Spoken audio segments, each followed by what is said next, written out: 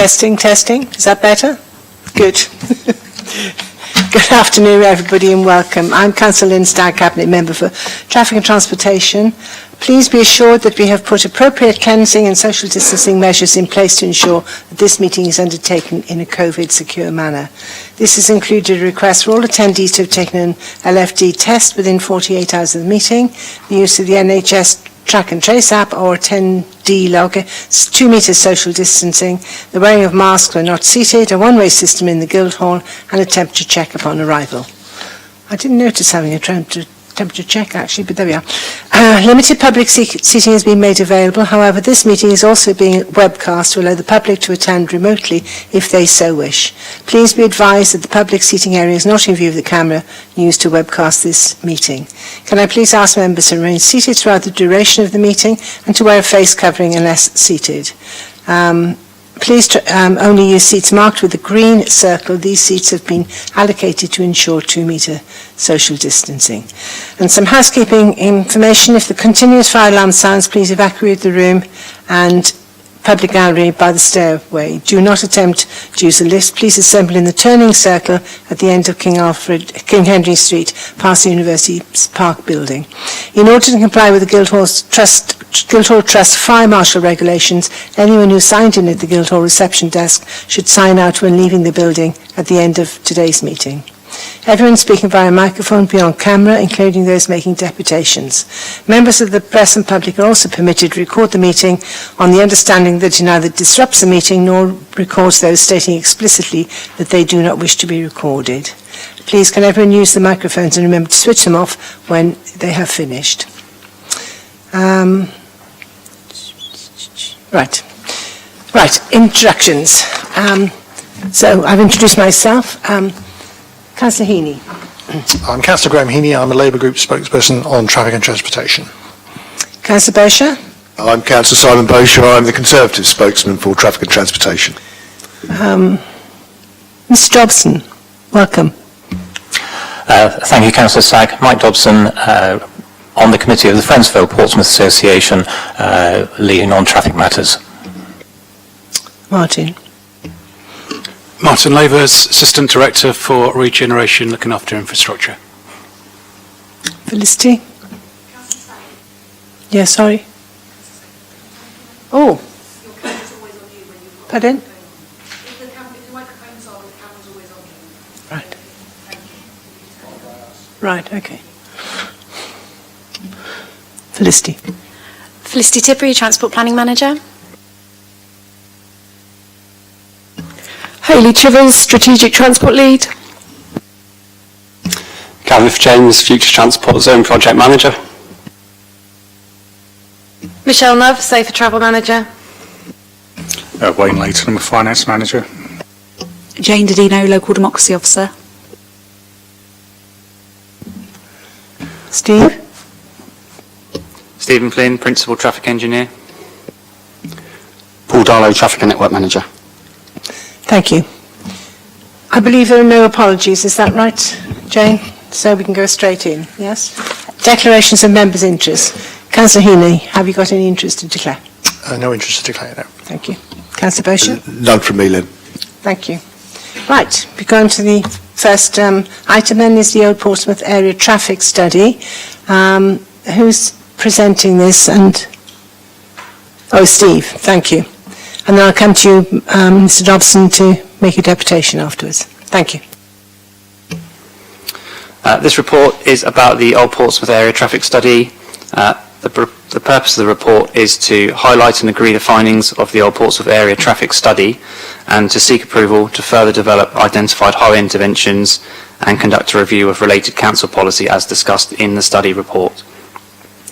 The Old Portsmouth Traffic Study was commissioned as a result of the Old Portsmouth Traffic and Road Safety Working Group, which was set up to provide resident groups in Old Portsmouth an opportunity to discuss traffic and road safety issues that they were experiencing in their area.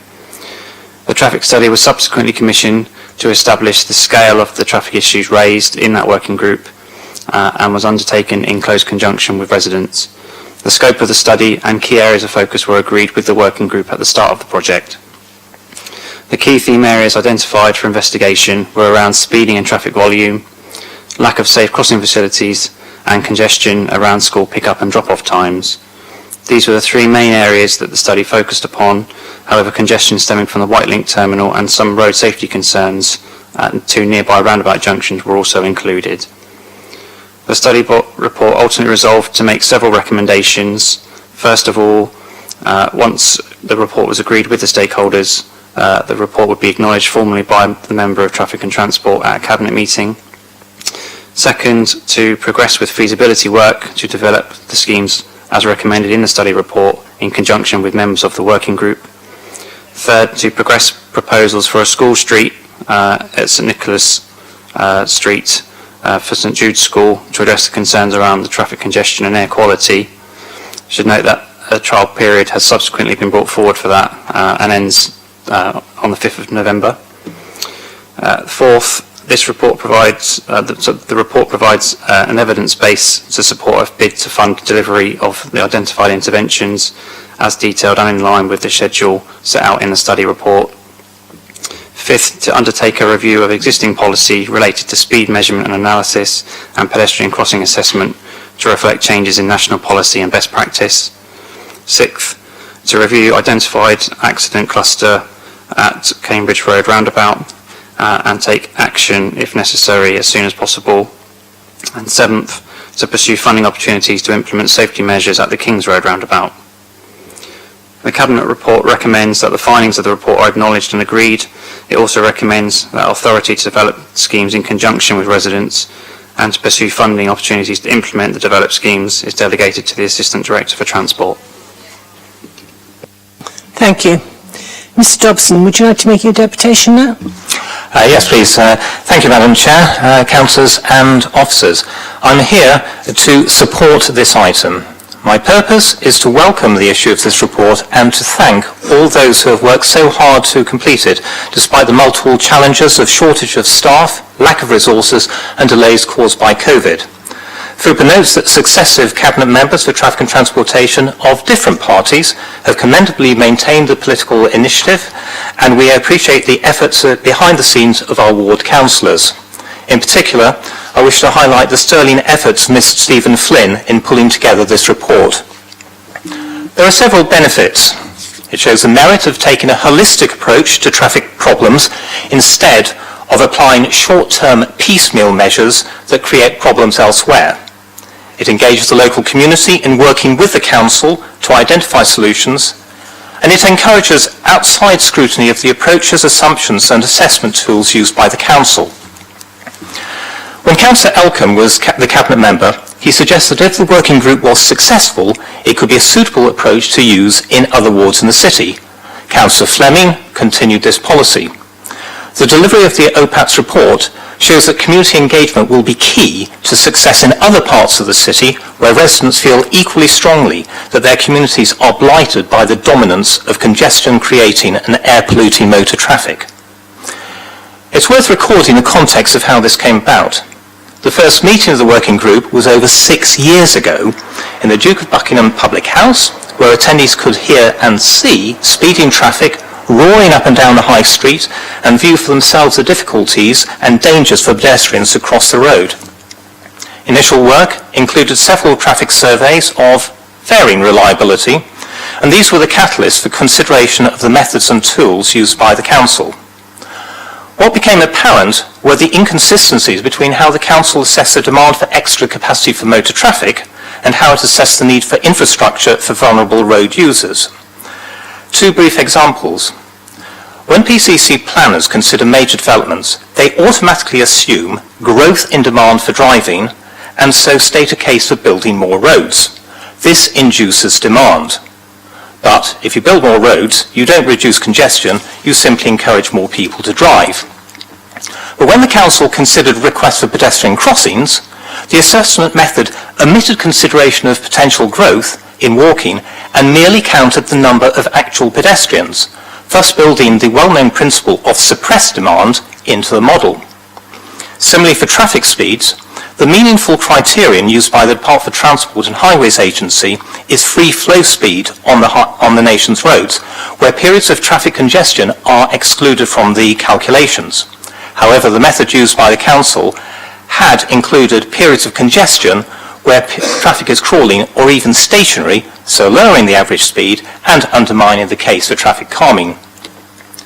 Both of these models had built-in bias against pedestrians. Noting that Local Transport Plan 4 aims to prioritise walking, cycling and public transport, it's evident that for decades, Port City Council has been undermining its own policy of encouraging active travel. I sense this is changing.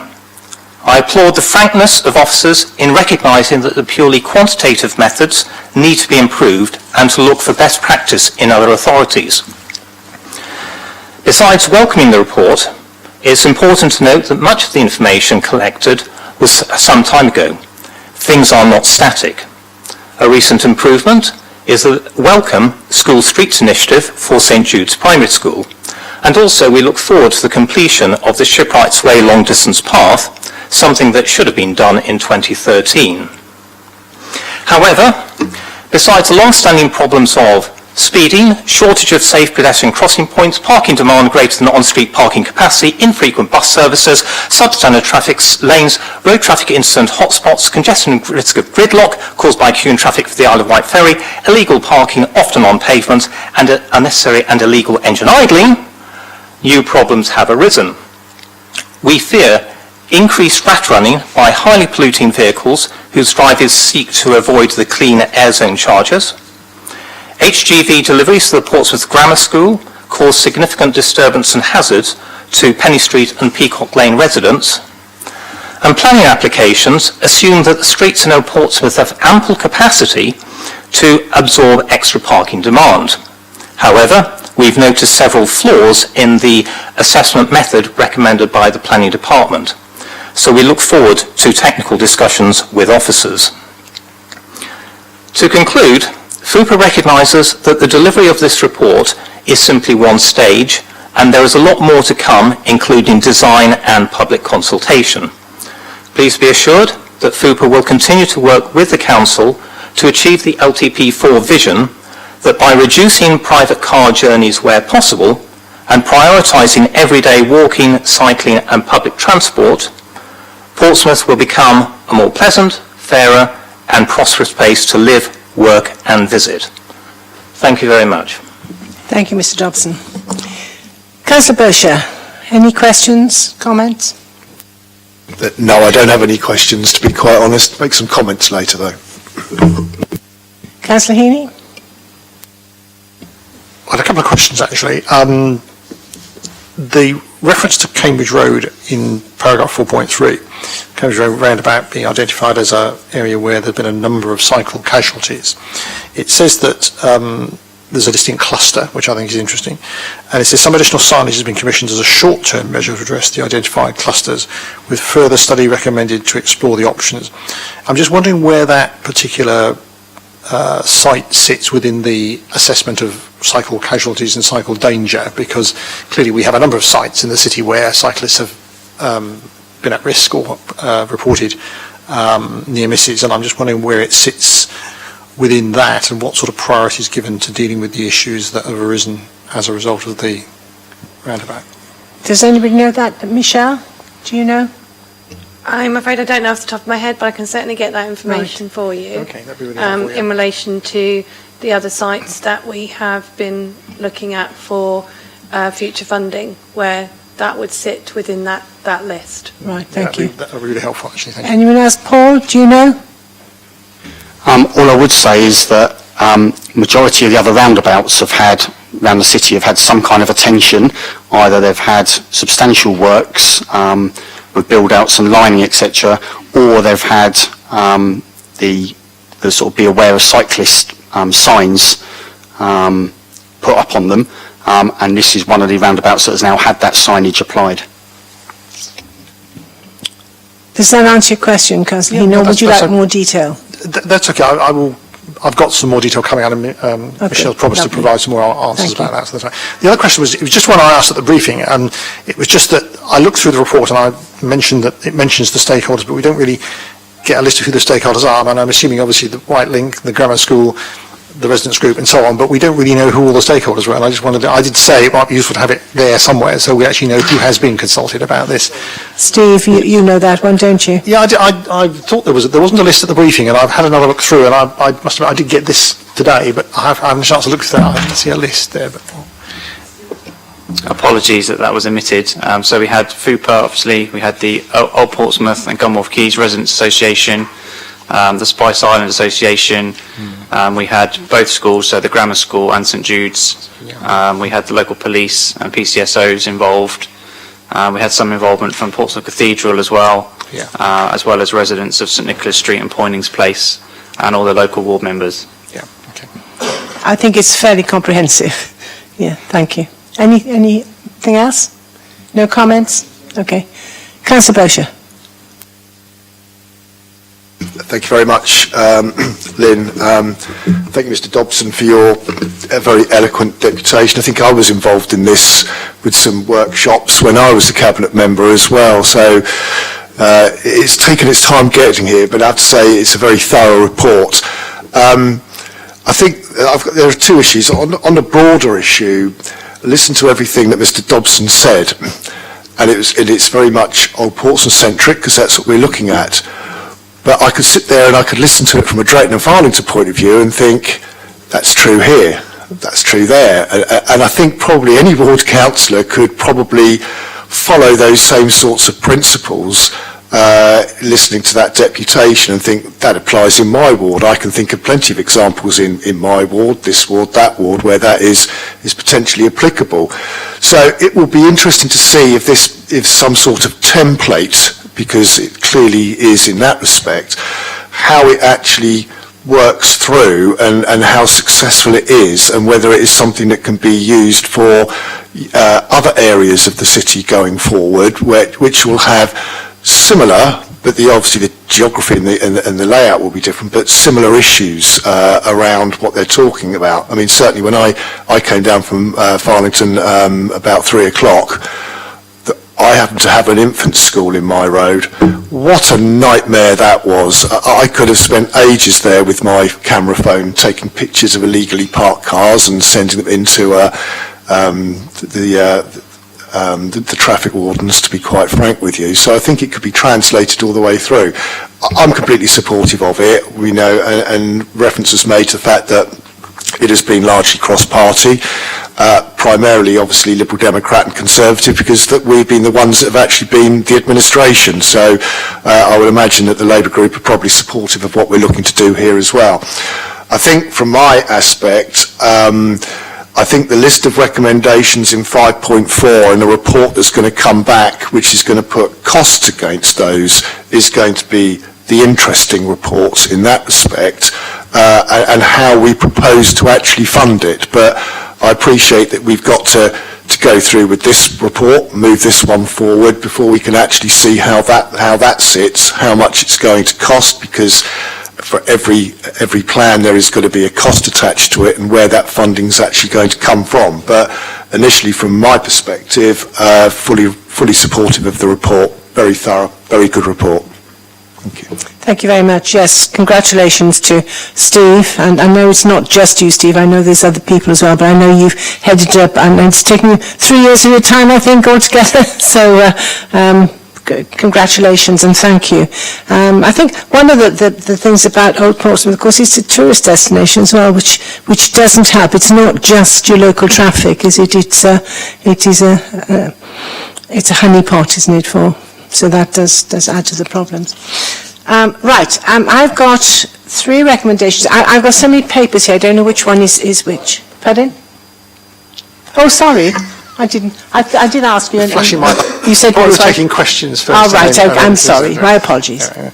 Yeah, I just want to comment that, yes, I agree with Councillor Bosher. I do support this proposal, and I think it is interesting that we've taken an area-based approach to this, because very often when we're dealing with traffic problems, we often see a particular problem, and then we say, oh, we have to deal with that, and then we don't always necessarily link that up with other things, and they can be connected. I did ask a question at the briefing about the funding priorities, and about whether, in fact, proposals from this will sit with other priorities and will be in different orders depending on whether we're going to take an area approach. So I think that's a decision we have to think about, because some of the things that might be introduced might be needed to be done, a number of things in one go, and therefore that would only work really if we did them all rather than did one and then left another few months or another year to do another one and so on. So we have to think about that, I think. I'm supportive of the idea of this, and just think that this may well put, as Councillor Bosch said, extra pressure on the budget, because we're going to do these things in a more holistic way. It means we're going to change the way we think about doing things. But that, unfortunately, is easier said than done. Well, yes. Because we tend to get our funding for specific things. But you're right, I think, to set it within the context of the whole city. And I think that's happening more and more now, isn't it? I mean, there are local issues, but those local issues sit within the bigger framework of the city, because obviously, as an island city, we have major problems with transport. So... yes, I know that. I know. I don't want to leave you out, Simon, but most of the problems with transport are on the island, because obviously it's congested and very narrow roads. You've got a little bit more space. That doesn't mean to say you don't have problems, because I know you do. I did live up in Drayton at one time, so I do know the area. Right, I've got, I don't know if I'm reading from the right set of notes. I've got 3 recommendations. Notes the contents of this report, agree the recommendations made in the study report, and delegate authority to the Assistant Director for Transport to determine the highway interventions to be advanced for future funding bids in line with the recommended schemes in the study report. I think that's a very important one, the vital one, that's identifying the funding sources, because it won't happen without the funding. So we have to try hard for that. Have I got all of them right? Because as I say, I don't know which one. Yes, that's correct, yeah. Okay, that's lovely. Well, I'm very pleased to accept those recommendations, and thank you as well, Mr. Dobson, because I know you've worked hard at, I was going to say pestering, I won't say pestering, but pressing for work to be done, so thank you very much. Thank you, Councillor Second. Also, my apologies, Councillor Bosher, for omitting him from the roll of honour of Conservative cabinet members.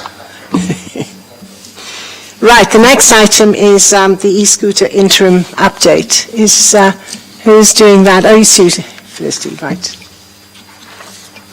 Thank you. So, following the previously approved report at Traffic and Transportation back in February 2021 to participate in an e-scooter rental trial until November the 26th, this report seeks approval to further extend the trial until the 31st of March 2022.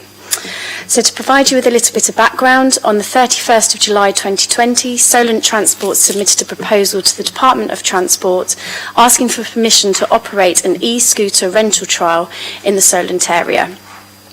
This aligned with the government's response to COVID-19, supporting a green restart of local travel and helping to mitigate reduced capacity on public transport, and could be funded through the Future Transport Zone programme, which is awarded to Solent Transport.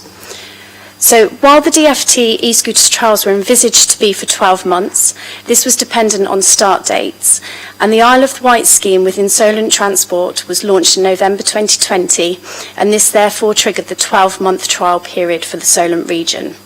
So this is why the Portsmouth trial is scheduled to end on the 26th of November 21, having only launched in March. So by extending the Portsmouth rental e-scooter trial, this will provide a full year's worth of data and help ensure any fluctuations caused by weather, major events, availability in residential areas and returning users are fully accounted for during the trial period.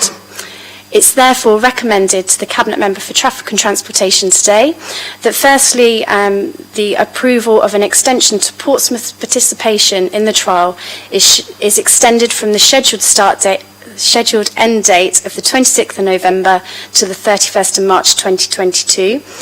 And that's to be achieved via the experimental traffic regulation order that's already in place for the trial and renewal of the vehicle special order.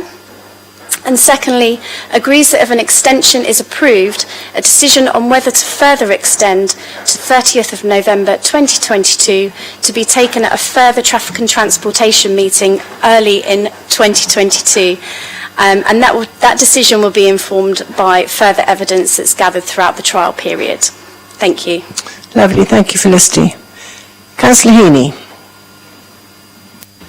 Yeah, I have a couple of questions, I suppose, to start with. When obviously I was aware the Voice Scooter company do provide advice to the riders about what they should do. One of the things I wasn't quite clear about was what advice they give them on some aspects of safety. I think they're advised they should wear a helmet, but they don't have to. And one of the things I was noticing about the darker evenings is that obviously when people are riding scooters, you're less visible, and whether in fact they advise people, if not wearing lighter or more visible clothing, at least maybe to wear a sort of high-vis bib type thing, which would allow you to be seen. And I don't know what the company does in relation to that. And given that we're now into the darker evenings and commuting, it seems to me that would be a really sensible piece of advice to give to people, particularly if they're riding on when they're riding on the roads, because there's nothing worse than seeing, as one does, people who cycle without any lights or without any clothing, and you don't often see them until quite late on. So I wonder if That is would one of the advantages of the Voice scooters, that they have got headlights. They have got lights, Yeah, they have which got is lights, good. yeah. Can anybody, I've got another question as well in a minute. Yeah. any one of you answer Councillor Heaney's question? Hayley? Yeah, we are working with Voy on that. We have a safety event in the Guildhall Square today where Voy are promoting safety, and they're giving away some high-vis equipment as part of that. And also we work with them on things like in-app notifications, so when people start their rides, open the app, it has notifications, and we're working with them on messaging, so we'll continue to make sure that darker evenings and Be Bright sort of messages are part of that. I did see them as I came across, but didn't have enough time to ask them because I had to be here, so I didn't get a chance to pop in and ask them the question. The other thing that I hadn't realised until just recently was they do have actually indicator lights on them, on the back. I've only ever seen one person use this when I've seen scooters driving and people changing direction. And maybe I'm just unlucky in seeing that, but I just wonder again what advice people are given about the use of this, because obviously cyclists, if you remember your highway code, always advise to give hand signals about when they're turning. It may be a bit more difficult to do that on a scooter because of the balance issues. You just stick your hand out. Well, yeah, indeed, yes, and the appropriate sort of hand signals they should give as well when turning. But I just wonder if they're given any advice about making sure they use indicators and things like that as well, because I see very few people using them. Gareth or Hayley? Yeah, so again, events like the safety event, which we run monthly, they'll be giving that kind of advice. There is an online school that they can participate in, and advice on how to use the scooters is provided in that as well. We were the ones who actually asked for the indicators, because I don't think they weren't at the time with other scooters, were they? The original model when we launched didn't have indicators, and then they brought those ones in very quickly after launch. Yes. Thank you, Hayley. That's all the questions I have. I did want to make a comment, unless Councillor Rush has got any questions you wanted to ask. Any questions, Simon? Quite a few, Councillor Stagg. Apologies. Just looking at some of the survey and the key statistics data, I'm guessing I'm looking sort of at Hayley on this. I would like to better understand that you've got key statistics in 5.1, and it's got some wonderful figures there, and I did a little bit of maths beforehand just to sense check it in my own brain. What I would be interested to see some more information on is the CO2 equivalent saved. We're talking about 40.2 tonnes, which seems a decent figure, but I'd like to see the evidence behind that as best as possible, rather than just a figure that sounds great on paper, but it doesn't necessarily stack up, or it is open to challenge. And the number of car trips replaced, I mean, a touch under 60,000 in what was 199 days in that particular period seems an inordinate amount of vehicle trips replaced. Again, I'd like to understand that. Has that sort of come out of the survey in that respect? Because I'm just wondering how accurate that figure is. Well, there were two surveys done, as far as I'm aware, one by Voy and one by us at PCCs, so independent. So it's survey-based data that we're actually looking at. But certainly the CO2, and I'm not asking for Hayley to justify it here, but a follow-up on that just to explain behind it would be good. Hang on, Gareth has probably got an answer to that. So the carbon dioxide equivalent reduction figure, obviously a very important one, and so it's something that we've been scrutinising quite closely lately. So although I work as an embedded officer with Portsmouth City Council, I actually work for Solent Transport, and our director is going to be speaking up in Glasgow as part of COP26. Indeed. And one of the things that he'll be mentioning is the carbon dioxide reduction. So of course, that was another reason we wanted to scrutinise it to make sure it was right. So Voy and Beryl, who operate on the Isle of Wight, are both using some of the correct techniques, and the Bayes figures that they should be. The mode shift figure of 44% is actually taken from the Voy survey, and that's the one that they use to calculate the carbon dioxide emissions. The Portsmouth City Council survey actually has a 56% mode shift figure, so if that's actually closer to the truth, then of course the carbon dioxide reduction would be even higher, which would be fantastic. So something that Solent Transport is doing at the moment is an additional piece of work which would inform any further decisions to better understand, better scrutinise, and really ensure that these figures are 100% reliable. And I'd be happy to follow up with you and provide some more details about the way that they're currently being calculated. Thank you. That would be fantastic, Lynn. I don't pretend to sit here and bore everybody on CO2 calculations. Well, I'm just assuming, I may be wrong here, I'm assuming it's based on the number of miles saved from not driving a car. It's based on, that's certainly one of the main considerations, but of course the calculations need to include Scope 3 emissions, so that's things like the durability of a scooter is important. The first generation of scooters didn't last long. They tend to last, I think it's closer to 5 years now, used to be closer to 1 year. The way they're disposed of, how recyclable they are, all of these factors are all taken into account. So I think a few years ago there was some criticism of the way that some of the scooter companies were talking up their green credentials, and so they all had to up their game, both in the way that they deliver a truly sustainable transport solution and the way that they report it. So we're in a much better place than we were. Thank you, Gareth. Thank you. Councillor Bowsher. Just looking for a better understanding, Lynn, and certainly outside this meeting by email would be useful, particularly if we're sort of hanging our hat on these sorts of figures. It would have a better understanding on it. One of the other questions I've got relates to the survey data in 5.5. Was that just done as a generic citywide thing, or is that data available to be broken down by postcode? It would be interesting to see how that mixes across various postcodes, because I would suspect that the greater usage is probably in the south of the city rather than in the north of the city, but it would be just nice to see how that is broken down, if that's at all possible. Again, it doesn't have to be part of this meeting. Hayley?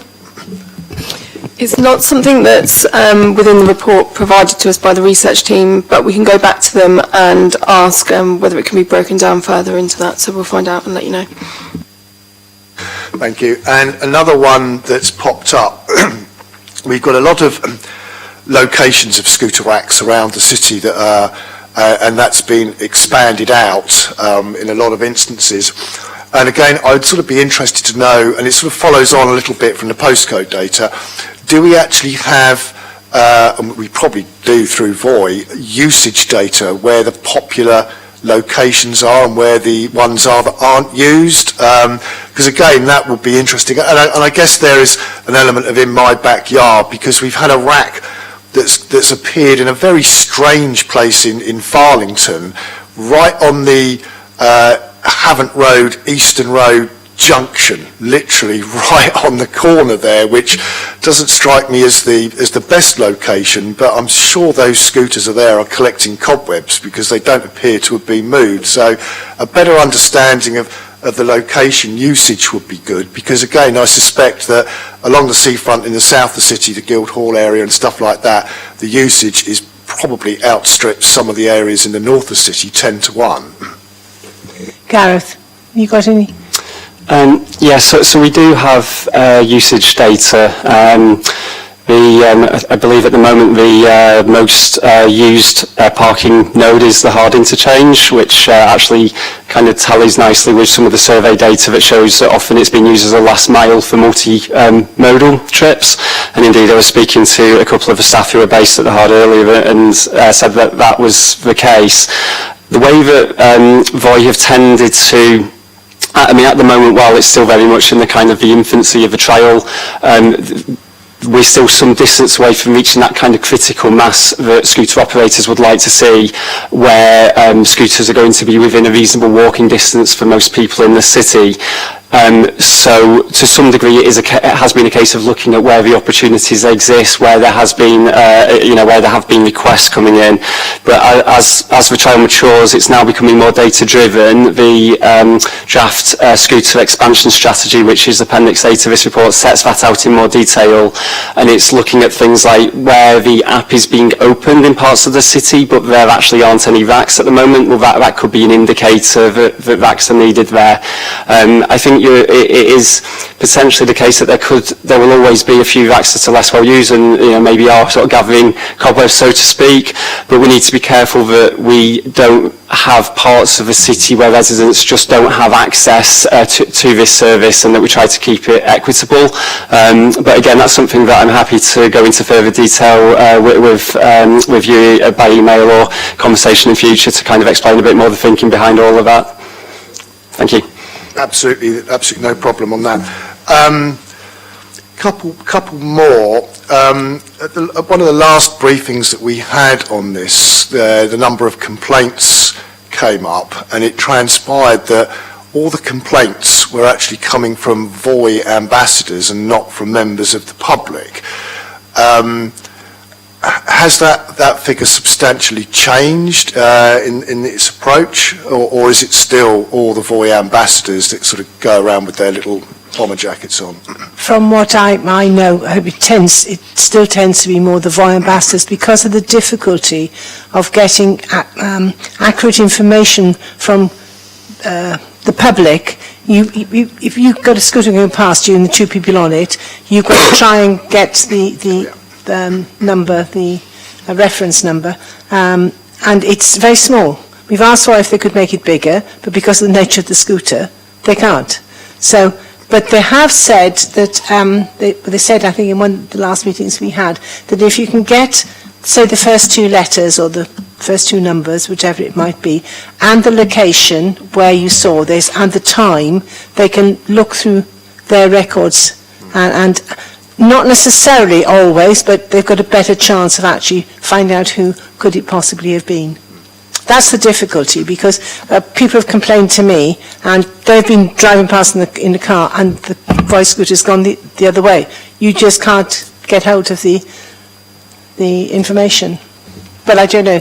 I've got two more. Yeah, I don't know if Gareth and Hayley have got any more information about it. Gareth has. Yeah, just I think the question was to some degree, are the reported figures kind of representing the totality of the complaints that have been received, or are there a lot that are going in from members of the public which we're not seeing in the reports? And it's true that at the moment those complaints from members of the public aren't in the reports, and I know that Voi are looking at a way to integrate those, but the reassurance I can give, and this was part of just looking at some figures from an FOI that I did recently, and there were I think the ambassadors, so there's 3 ambassadors out each day whose job it is to record these incidents, and they of the sort of 900 and something incidents that they captured during that time, during the same period of time, 48 complaints went in for members of the public to VOI. So I think with what Councillor Stagg was saying, that probably the bigger issue is it, can we make it easier for members of the public to report the incidents, rather than the fact that there's a lot of complaints out there that aren't being captured in the figures. Actually, the vast majority, I think 90% plus, are coming through in the reports. I think the challenge is to make it easier for member of the public to actually report it through VOI than actually rant about it on Facebook or Twitter, to be quite frank, because that's where most of the anecdotal comments come as much as anything else. They can contact VOI directly. Yeah, but I think there perhaps needs to be a bit more publicity around that aspect of it to allow that. I mean, I guess the route that I'm sort of going down is the fact that I think there is a degree of inevitability that we've got these schemes going on around the country, and I think I've said previously, incidentally, I've been in Bristol and I've been in Northampton, where they have a rackless system, and it is a nightmare. And whoever made the decision here to go with a racked system, fair play, because it does promote a degree of responsibility in how people actually leave their scooters. But I think there's a degree of inevitability that we are moving towards making e-scooters legal going forward. And I think what the VOI scheme is demonstrating, or I hope it's demonstrating, is good behaviour on scooters that can be translated when we get to the private e-scooters, because certainly I think VOI are getting tarred with the wrong brush in the fact that if somebody sees a private e-scooter, it sort of encapsulates everything all in one big thing. I mean, certainly the other, I had to pop up to QA last night, came back along the top of the hill. For those of you familiar with the road, there was a private e-scooter going along the top of the hill. He was wearing black, no lights on it, and you thought, yeah, okay, Darwin Award on its way. The only other question I've got, I think, well, I've got two more points, I think, is I'm going to need a bit more convincing, if I'm honest, about these sort of no-go and go-slow areas, because we were sort of sold at the beginning that it was, you literally wouldn't be able to ride on a pavement, but you would be able to ride in the cycle lane beside it. But actually, it's now something like 1.5 meters to 2 meters. So therefore, that encapsulates the pavement, or alternatively stops you it stops you riding in the cycle lane if it's the other way around, whichever way you want to look at it. But certainly, I've seen anecdotally scooters being ridden in areas that I would have thought would have been not able to be ridden, the promenade being one of them.